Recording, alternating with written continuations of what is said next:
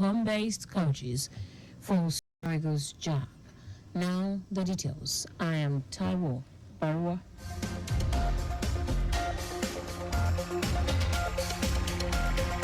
The Lagos State government has urged residents in the state to embrace preventive measures against cholera and other diseases.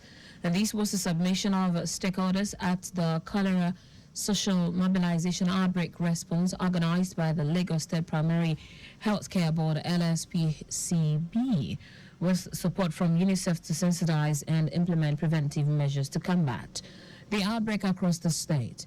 Permanent Secretary LSPCB Bawali Abimbola, who was represented by the Director, Planning, Research and Statistics, Health District 4, Titi Lioni, said the Cholera Social Mobilization Outbreak Response is aimed at enlightening residents on early presentation of those affected to get required treatment to avoid death. So we should make sure that we eat healthy as much as possible. If we can cook our food by ourselves, make sure they are healthy, they are not contaminated, then wash our hands regularly and maintain a good hygiene. Clean your environment, your house, make sure that your water is good, your food is hygienic too. You will be protected.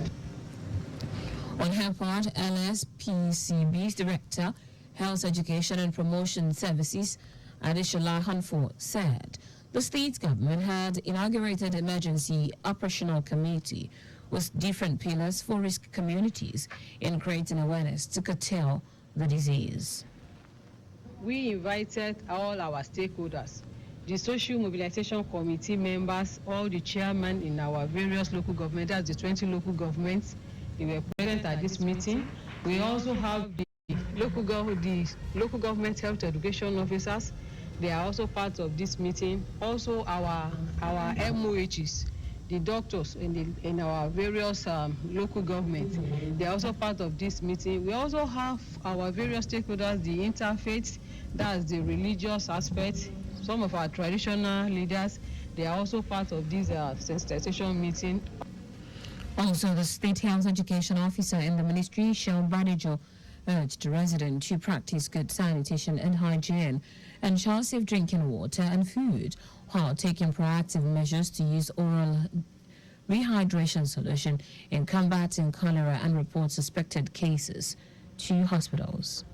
Always advise the marketers to ensure that they cover their food, the meat seller, cover their meat, cover their fish, cover their other food materials in the market, and not allow fly to come over because it hosts, it harbors a bacteria called Vibrio cholerae.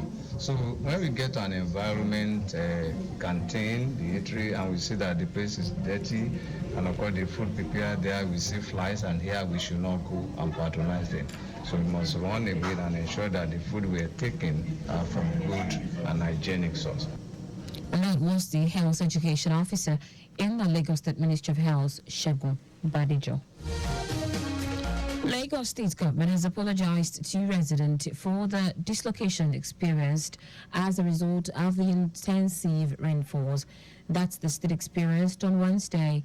Commissioner for Environment and Water Resources, Tokunbo Wahab, stated this during syndicated interview programs across different television channels in Lagos, stressing that the state government had put in place resilient infrastructure and withstand the effect of flash flooding. Wahab also sympathized with a resident of the state who reportedly lost a loved one, as well as others who lost properties due to the torrential rainfall. He appealed to residents to desist from discriminate dumping of refuse in drainage channels, roads and other places, and support government efforts by ensuring regular clearing of drainage channels in front of their homes for free flow of water. The commissioner also encouraged residents to become whistleblowers, as the government cannot be everywhere, stressing that it is high time residents took ownership of all infrastructure and endeavor to give information to the government when the need arises. A delegation of the Governance Advisory Council, GAC, has visited the Lagos State House of Assembly and held a meeting with the Speaker, Udashiro Basa, The meeting afforded a fruitful discussion concerning the proposed Lagos Electrification Agency law, which recently scaled second reading during plenary. The GAC delegation at the meeting included Cardinal James Odumbaku, Senator Anthony Adefuye, Henry Ajumali, Yomi Fini, and Femi Pedro.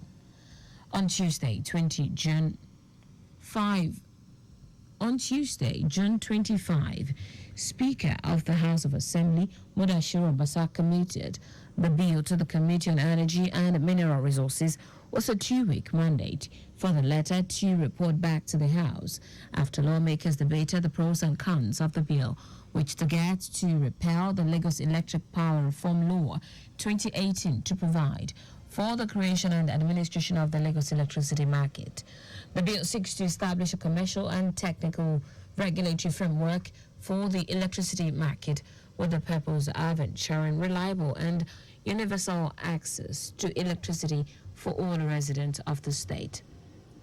Also, the bill seeks to establish the Lagos State Electrification Fund for the delivery of reliable electricity supply to the underserved areas of the state.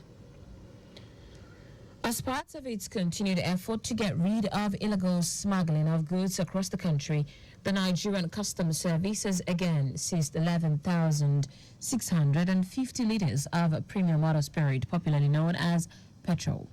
Speaking while briefing newsman Mbeni Kirby, Comptroller of Kebbi Command Ihanacho Ojike, said the command also recovered 40 cartons of foreign spaghetti, 50 bales of second-hand clothing, among others, with total duty paid value of 14,792,400 naira.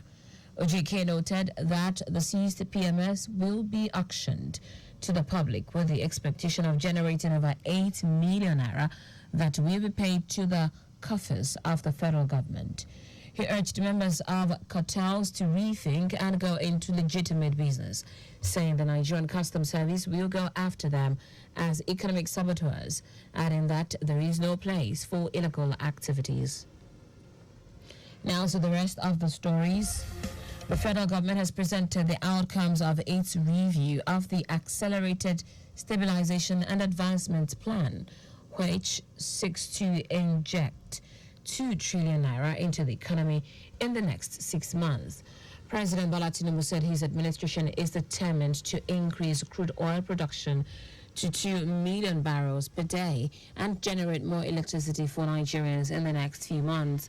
He described Nigeria's current power generation and crude oil production as shameful. Despite being Africa's largest oil producer, Nigeria has recently struggled to meet its OPEC production quotas. The government has blamed challenges such as pipeline vandalism, oil theft, and operational inefficiencies for the persistent shortfalls. President Bola Tinubu has congratulated Keir Starmer, the leader of the Labour Party, on the victory of his party in the United Kingdom general election. Starmer emerged winner of the UK general election. Rishi Sunak, the outgoing Conservative Prime Minister, who has already conceded defeat, said he will step down as leader of the Conservative Party. Special advisor to President Tinubu on Media and Publicity, Ajuri Ngelale, said the president noted that the determination and courage demonstrated by Starmer throughout his years in the opposition and as the leader of the Labour Party. The president said he looked forward to deepening relations between Nigeria and the United Kingdom in mutual areas of interest, in strengthening democratic institutions, as well as building a safer and more prosperous future for the people of both countries. In foreign news, Britain's new Prime Minister Keir Starmer has promised to rebuild Britain as he took office as the United Kingdom's new Prime Minister, following his centre-left Labour Party's landslide general election victory that ended 14 years of Conservative rule. Starmer said in his speech outside Downing Street that the work for change begins immediately. He promised to rebuild Britain brick by brick and also to rebuild the infrastructure of opportunity. And so my government will fight every day until you believe again. From now on, you have a government unburdened by doctrine, guided only by the determination to serve your interests, to defy quietly those who have written our country off. You have given us a clear mandate, and we will use it to deliver change, to restore service and respect to politics, end the era of noisy performance, tread more lightly on your lives, and unite our country. Shortly after his appointment, Starmer appointed Rachel Reeves as the finance minister, the first woman to hold the position in the country's history. Reeves, 45, becomes Chancellor of the Exchequer, having begun her career in banking. Also, Angela Rayner has been made Deputy Prime Minister as Keir Starmer appoints 8 other cabinet members. In sport now, former Nigeria international Taiwo Baruwa has advised that home-based coaches should be given a fair chance as the foreign coaches. Baruwa said the bane of indigenous Nigerian coaches has been the lack of a free hand to take total control of the management of the team. He lamented the strong influence of player agents and selected officials in the NFF as major problems facing indigenous coaches of the Super Eagles. Baruwa advised NFF to look inward and find capable coaches, take them on refresher courses, and that indigenous coaches chosen should also be given a free hand to do their jobs. And that's it on the news at 6, but just before we go, maintain adequate distance from the vehicle ahead of you to avoid collision. You can follow us and like all our various social media platforms: X, Traffic Radio 961, Facebook, Lagos Traffic Radio 96.1 FM, Instagram, Lagos Traffic Radio 961. Subscribe and watch our news and programs live on YouTube at Traffic Radio 961. You can also visit our website at trafficradio961.ng. Did you know that the Sanwo-Olu administration deployed traffic lights and CCTV cameras in strategic places in the state? You can get more details on the Lagos State Government website. To end the news, here are the highlights of the major stories. Lagos State has urged residents to take preventive measures against cholera and other diseases. The federal government has presented the outcomes of its review of the Accelerated Stabilization and Advancement Plan, which seeks to inject 2 trillion naira into the economy in the next 6 months. We also told you that Britain's new Prime Minister, Keir Starmer, has promised to rebuild Britain as he took office as the United Kingdom's new Prime Minister following his centre-left Labour Party's landslide general election victory that ended 14 years of Conservative rule. And finally, in sport, former Nigeria international Taiwo Baruwa has advised that home-based coaches should be given a fair chance as the foreign coaches. For contact with the newsroom, send a message to info@trafficradio961.ng. That ends the news broadcast compiled by Adirayo Iduwolaya. I am Taiwo Baruwa. Thank you for listening. Good evening.